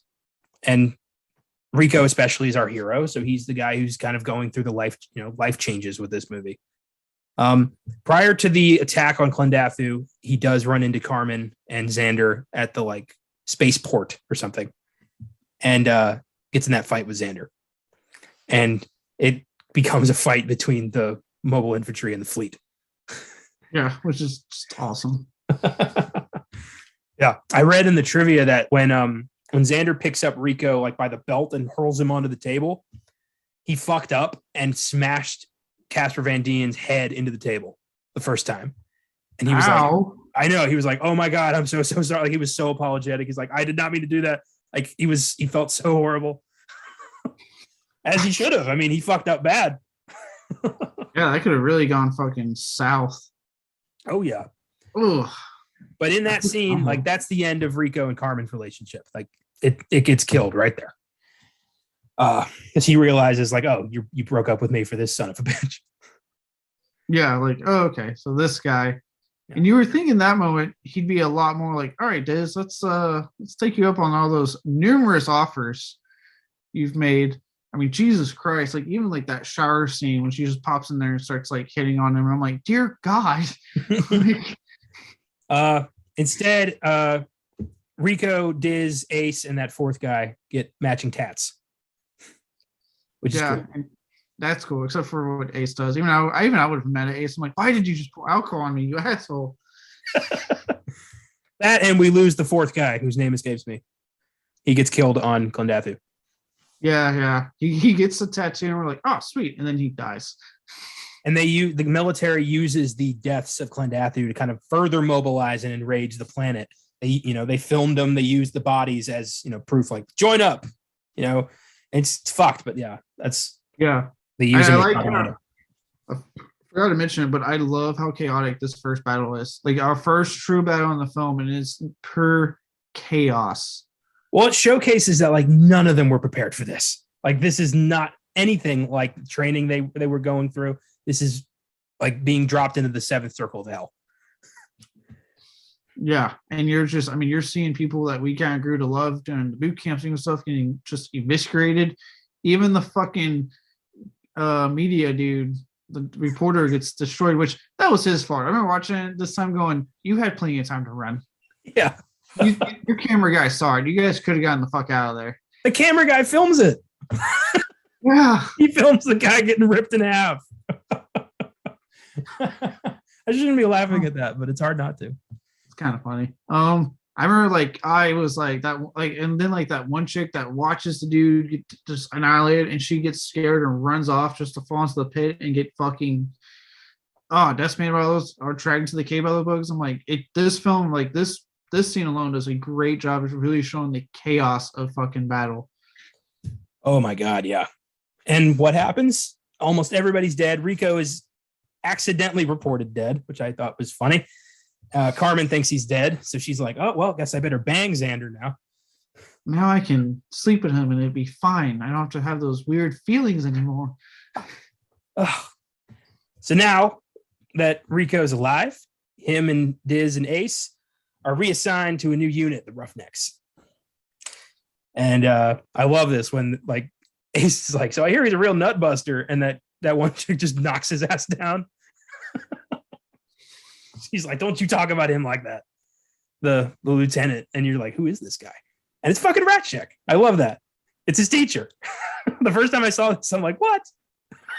Yeah, I was like, wasn't he just a teacher? But I guess he re-enlisted. It's never really explained. He just pops up and you're like, okay, fuck yeah. He re-enlisted, or they called him like, Ratchek, we need your services once again. Put that fucking metal arm back on you and get out there. I got a t-shirt for Christmas a couple years ago that says Rico's Roughnecks. It's a badass shirt. It's a little faded. You can't really see it, but just it's a great shirt. Yeah. So they're in the Roughnecks now, and Rico's like, oh my God, it's my teacher. There's a new Sky Marshal now because the guy who organized the Clendathu attack was immediately impeached for incompetence, and it's like, you got thousands of people killed. We're going to go with a new plant. And this new person's like, we're going to clear out the planets around Clendathu and then go in for the kill, which makes more sense. Makes a lot more sense. Go for the things around the planet, take those out, and then when they only have one planet left and nowhere to go, destroy it. Yeah. You don't just invade the island of Japan. You go after Iwo Jima. You go after Wake Island. It's, you work your way there. Oh. Anyway, get strategic points out of our things. That's why we got those other islands, like Midway.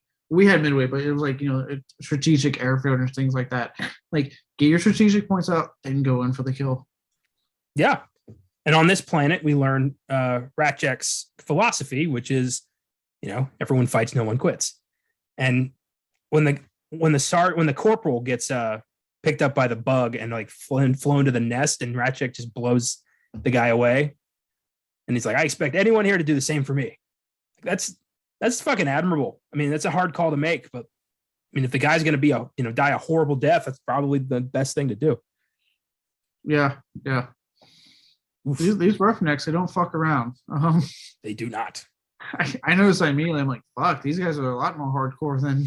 You don't earn a squad nickname like the Roughnecks if you're not absolute badasses. Yeah. During their first their first mission with Rico, Rico's immediately made acting sergeant. It's just like, all right. And then he blows up one of those giant bugs that can like spurt lava, which was fucking crazy. Blows that thing up with it. Took the dude's arm off. Yeah. Like, what a crazy physiological feature that an animal can have that can spurt fire that can melt human flesh. I was like, that's why so many people have missing limbs. Jesus Christ. Yeah. So Rico takes that thing down using football moves and a grenade, and Ratchek makes him a corporal. It's like, Way to go, Rico. You're just advancing nonstop. Way to go, man. Not bad for a dude who was about to leave the military. Right?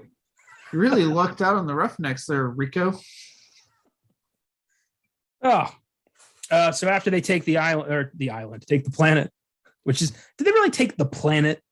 I mean, they took this section of the planet. The whole planet got cleared off. I don't think so. Yeah, I like how, like, I know you're like, you kind of forget about when you're watching, but if you really think about it, you're like, they only got this part of the planet. Like, technically, they could still get fucking swarmed unless they like have other units in different parts of the planet that are like, you know, taking care of business, and that's just their sector, which would make sense. That's true. If that's what they're doing. They did say that like fleet's going to bomb the planets and then mobile infantry mops up. So like that's the plan. So I'm sure it's the Roughnecks and then many other units across the planet. Probably. Yeah. That makes sense. And you do see the point where like you do get that shot when the planes are coming through and they are bombing the planet, just fucking like. So it's like, okay, yeah. Yeah. And then to celebrate, Ratchet's like, I expect the best and I give the best. He's like, here's the beer. And everyone cheers. That always makes me laugh. Oh, and he's got like a box of like footballs and violins. Yeah. And here's the fun. Have fun. That's an order. He starts playing Dixie on an electric violin. And then this is the scene we keep talking about where Liz again plays on like the 150th fucking hardcore, just like, I swear, like, she is just shy of like taking down her pants, being like, just take it, Rico. To him, like, Jesus. And again, he fucking passes it up. He pulls the whole, like, do I have to pull rank? And I'm like, okay, now you're being a douchebag. I mean, she totally wants him, like, I mean, he should want her to pull rank. Yeah, right. But yeah, I mean, it's so obvious that like even Ratchet has to come over and be like, Rico, come on, man. Like, are you blind or are you stupid? I like how even Ratchet's like, all right, look, the other chick dumped you, dude. Like, what is wrong with you? You once asked me for some advice. Like, you want some now? Do I really need? You're out of high school. Should I really be? And that's another thing. I'm like, how are you like a kid out of high school? Because I know, like, if I was in high school, I'd be on that so fast. So even now, I'd be on that so quick. If you're hitting on me that hard. Yeah, I don't buy for a second that any of these guys are fresh out of high school. Oh no, not at all. Oh, now, Battle Unquested Soldiers, absolutely, but fresh out of high school, no. Yeah. And then I do like when he finally takes it to the tent, they're doing it, and then Ratchet's like, hey, we got a meeting in like 10, so I need you ready out there. Who's under the covers? And then she shows her face and he's like, make it 20. I'm like, that's a fucking G right there. That's what I'm talking about. Oh yeah, they're like, we can do it, and they start stripping quick. Oh yeah, just skip the full play. You got it. You're good. My favorite moment in this whole scene is when they're dancing and Ace is right up in their faces playing the violin. Like he's been waiting for this to happen for so long now. I know Ace has been there for so many of Rico's like lows and highs. Like he was there when he got the Dear John video, and you can see him being the one to be like, "Okay, guys, get back. This is not a time right now." He even gives him some advice, like you made squad leader on your own. Like you're a good soldier. Like he's there to give him a boost. Yeah, and then like even now he's just like, oh my god, finally I get the violin, I'm ready, let's go. Let me serenade you two lovebirds.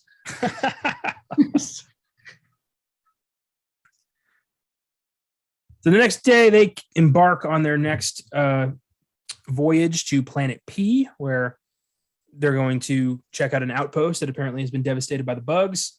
That's when the the corporal gets killed, and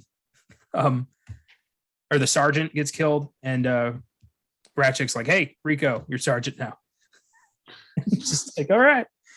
They get to the fort. They find a guy whose brain was sucked out by a bug, which is super creepy. It's pretty gnarly scene.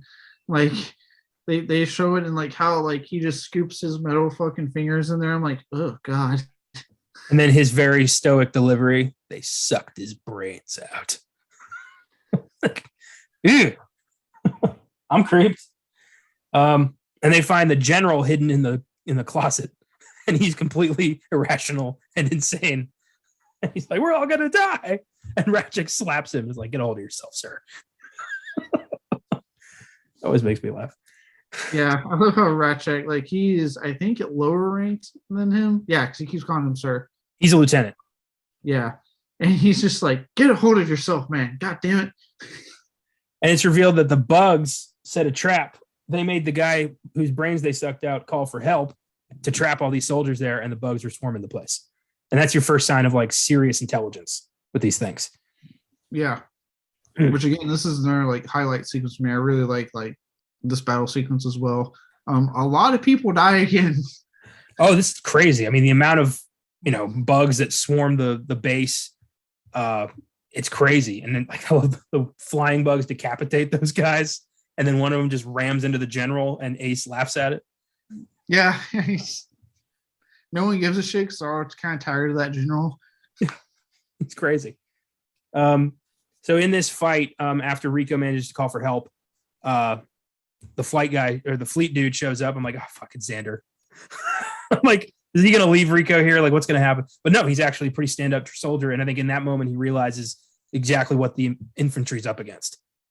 Yeah, in that moment, he's like, I think like it's, I guarantee he's so douchebag, but it's doing the right thing in the call of action. Like, yeah, I may hate this guy, but I can't leave anyone behind. That's the wrong thing to do. Well, he has this look of like, I didn't realize what these guys were fighting because they don't see this stuff, Fleet. They're not on the front lines. And he tells Carmen, like, "Hey, he's alive and he's back there." Like, he didn't have to do that. Yeah. So unfortunately, in this scene, we do lose Diz and Ratchet. Yeah. They fucking Ratchet gets pulled out from under and gets his like legs, like, oh, actually his whole lower half just taken off. Yeah. What a crazy scene though, where he just the floor opens up and he's just writhing in the sand. You're like, what the fuck's happening to him? Yeah. And Rico puts one in his chest. And then that, yeah, good. I was like, and then Diz fucking, she's on the way back. She's going to make it, and that fucking bug comes out of nowhere and stabs the fuck out of her. Well, I read that Rico is probably the one who killed her by taking the claw out of her chest. Like he shouldn't have done that. He should have kept that in. It was plugging up the blood. By pulling that out, she was bleeding out fast. Probably. That's usually the case. They talk about with a lot of cases like that where like people who've been like stabbed sometimes, like depending on where they get stabbed, you actually want to keep it in. You don't want to pull it out because then like the blood that's staying in there fucking starts coming out. And that's how they die. Or the case of, back when Steve Irwin passed, a lot of people were saying that like had he kept it in and swam up, he probably would have been fine. Could have gotten medical attention and been A-okay. But obviously, like, it's easy to say, but in the day you panic when this shit happens. Like, it doesn't matter how trained you are, it doesn't matter what you do, you're part of you panics and you just kind of go running by instinct. So it makes sense that, she probably would have lived had it stayed in, but instinctually he thought, I gotta get that shit out, and just pulled without probably thinking about it. That looks so painful. Jesus. So next scene is Diz's funeral. And it's emotional. Like, you've gotten to like her. And Rico, especially. Like, you can... I think that's his best performance in the movie, is Diz's funeral. Yeah. Especially because we finally did what she was fucking hitting on him for the whole movie. And I'm like, there you go. Finally, Rico. Jesus Christ. And then she dies. She got that Casper Van D. And now she's gone. God damn. She had one thing she wanted in life, and she got it. I think she was ready. That's when they meet Carl, who's like, "Hey, I'm military intelligence now, and you're going back to this planet because we got to capture a brain bug if they exist." And he's like, "Also, hey, the Roughnecks need a lieutenant. You want the job? You want Rico? You want another promotion?" Well, that's what we do. We just quickly promote. I wonder if Seth Gilliam was a little offended, like, because hadn't he been with the Roughnecks for quite some time? Like, yeah, he was probably like should have been him. Yeah, he was one of those like long-standing members, like how I was towards the end of my time on my boat in my division. I was like one of the like longest guys in that division. So yeah, I can understand what he would have been like. That should have been mine. I would have been the same way. I'd be like, what the fuck? Ah, so now that Rico is in charge of the Roughnecks, Rico's Roughnecks, whoo, they they're going after the brain bug. And while they're going after the brain bug, Carmen's ship is destroyed, and she and Xander get an escape pod, end up deep underground on the bug planet, and that's not a good thing. And Carl apparently manages to psychically send Rico Carmen's location. I don't know how he knew that. Maybe Carmen told him psychically. I don't know. Because it's NPH, dude. He knows everything.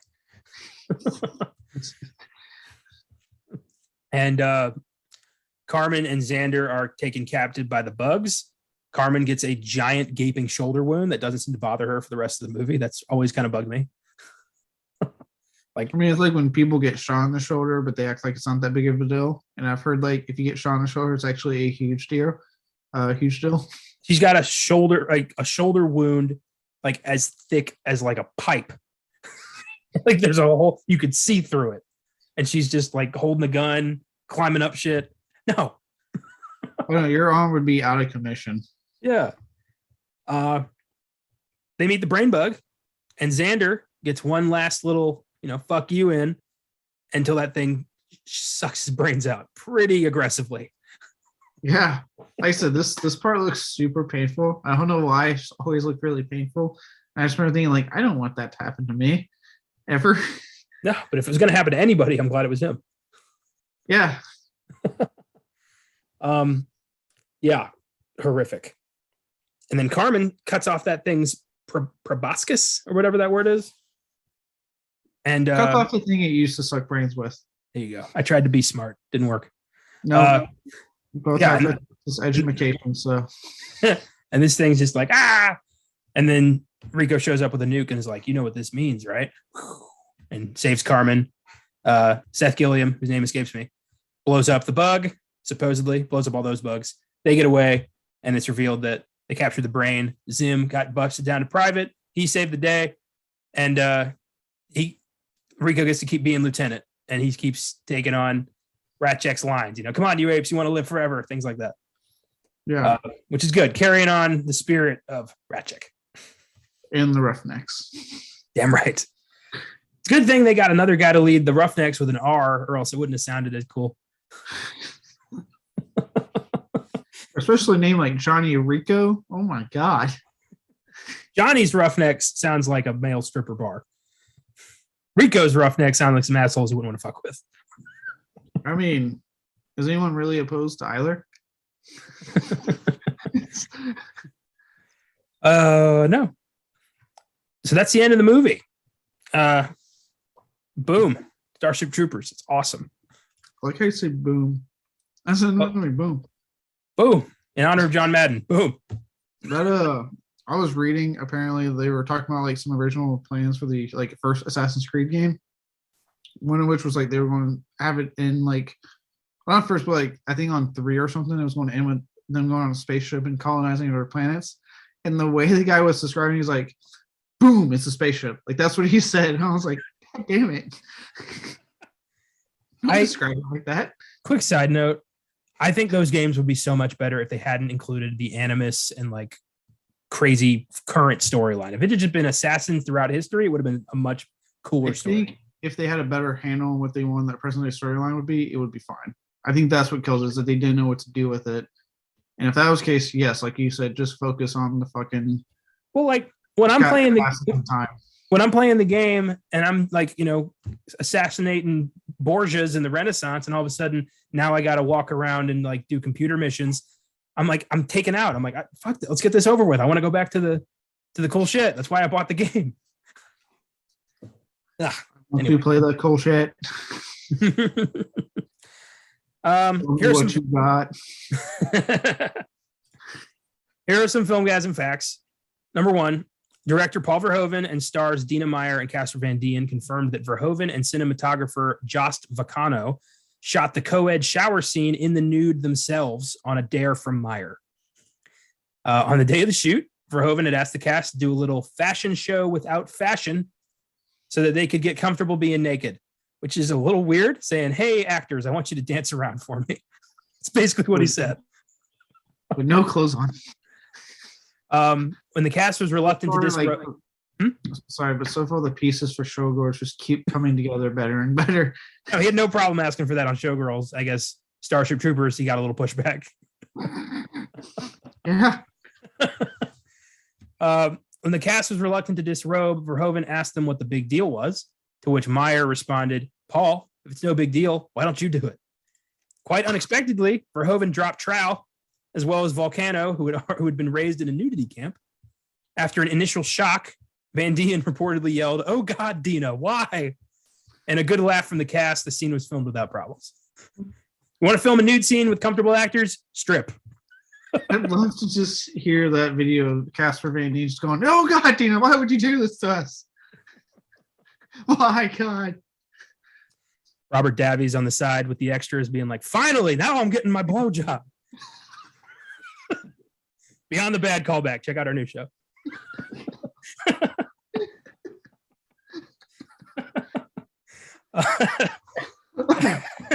God damn it.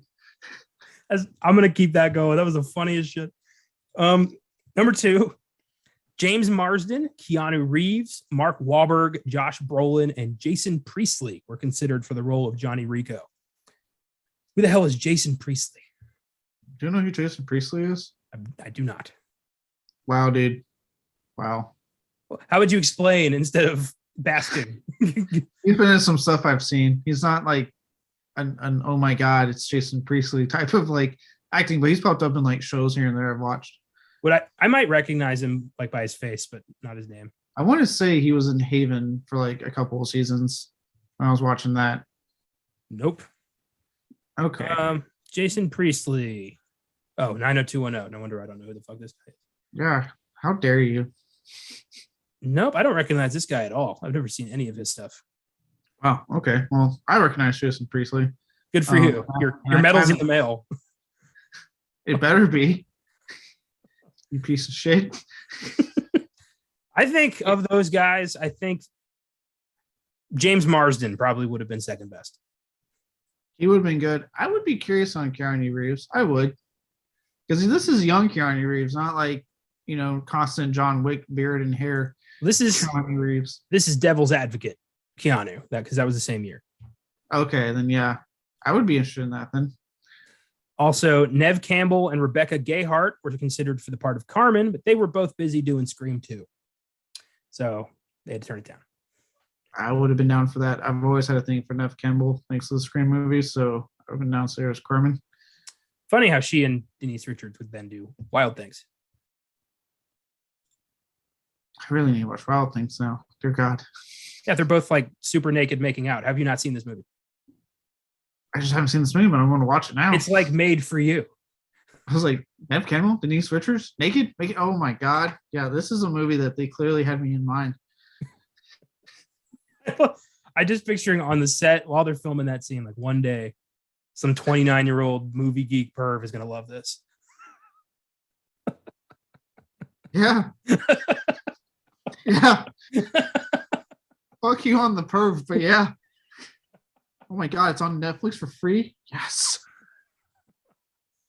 And number 3, in the backstory of Jean Ratchik, which is his first name, Ratchik lost his left arm, which had been grabbed by a warrior bug, which tried to drag him out of the shuttle during a mission to Klendathu.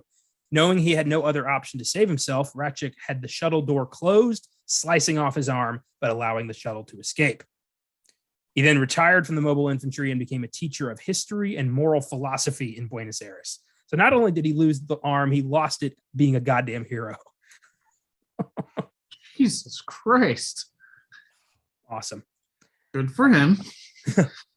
I have a Funko Pop of Ratchik with the metal arm and we've got a Rico as well. I like it. So let's talk about the sequels.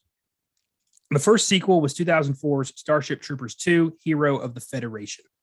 A group of troopers take refuge in an abandoned outpost, realize they're in serious danger. Direct to video. Biggest name it had attached to it was Billy Brown. Character actor, you might remember him as August Marks in the final 2 seasons of Sons of Anarchy. So did not do well. No, I don't think any of these sequels did well. They did not.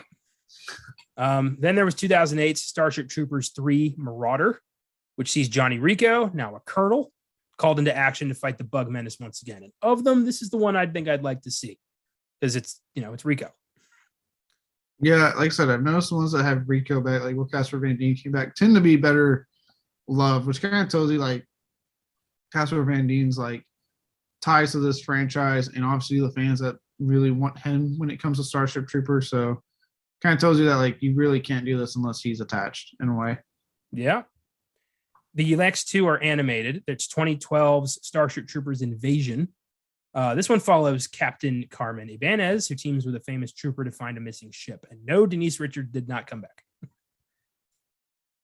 Of course. And finally, 2017's Starship Troopers Traitor of Mars. This one sees Johnny Rico stranded on Mars and demoted and attempting to fight off a bug invasion. Casper Van Dien is back. This one's on Netflix, so you can check this one out if you want to. I might. Yeah, I mean, I'll probably get to these sequels over time, especially with Beyond the Bad anyway. So True. I give Starship Troopers a 10. It's a masterpiece of satire and a badass sci-fi film. I love this movie. Yeah, I have it on the website, but I might honestly bump this up to 10. This is just a really good movie that I never get tired of watching. So like, it's only 2 minutes shorter than the show goes, right? I remember checking the time a lot. Whereas this film, never. It always flies by for me. Yep. The pacing is perfect. The story's engaging. The characters are likable and memorable. The action is epic. The gore is a lot. It's everything. So yeah, we both love this movie. Yeah, love it. I will be watching it and showing anyone that hasn't seen it will definitely be having a viewing with me one day. Hell yeah. Thanks for listening, everybody. If you want to follow us, you can follow us on the socials, Facebook, Instagram, Twitter, Filmgazm Productions. You can email us at filmgazm@gmail.com if you want to suggest films for us, give us some feedback, whatever you want. And of course, you can always check out the website, filmgazm.com, where we've got reviews, articles, trailers, every episode of the show, all over the map. If you want to support the show, you can click on support this podcast on your podcast provider. We appreciate anything you want to give us. Next week, the cycle continues with Caleb's pick, the 1995 horror flick Tales from the Crypt, Demon Knight, a film spin-off of the popular anthology TV series. A demon called the Collector is hunting down a drifter who has been in possession of a powerful artifact. That is the only synopsis I could find without digging deep into the plot, which I don't want to do yet because I have not seen this yet. Yeah, you're in for a really fun wild ride.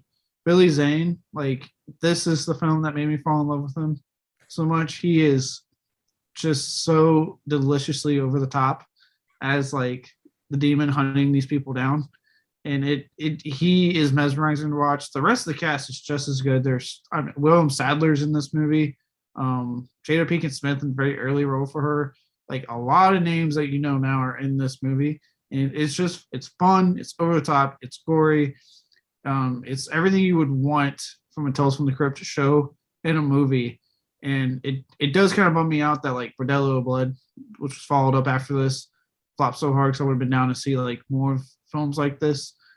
But now that or if the rights issues would fucking clear what Tales from the Crypt, we could get like a new show or some more movies. But if you thought the Fire 13 shit was crazy, try looking up all the shit going on with Tales from the Crypt. It's such a tangled web.